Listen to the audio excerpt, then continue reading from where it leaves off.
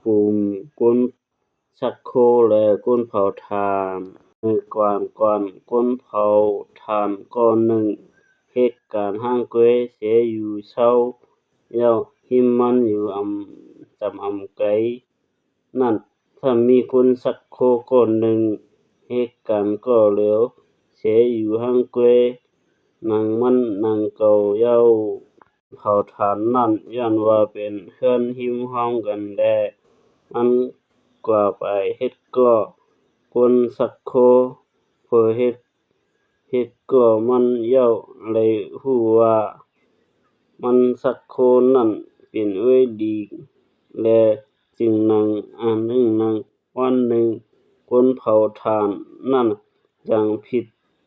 หวังกว่านางในเย้าก็มาอยู่จำหาตีเรือนเวลาหาสองก็ได้เลยรู้ลองกัน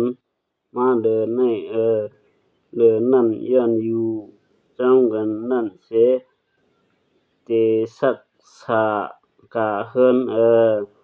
กำนั้นก้นชักโครกจังรับ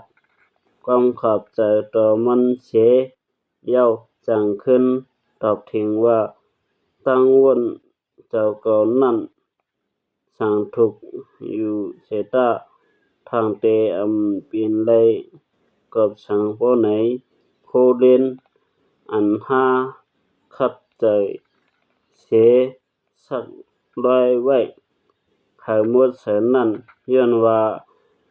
ท่านเจ้าเก่าจังเอานุกเกิดขึ้นหมดนั้นเย้าในเย้าทวนใจมึนกันเสียตาบ่มากันคักกันดีอยู่ร่วมกันยุกกุยและท่านมีร่วมตีดี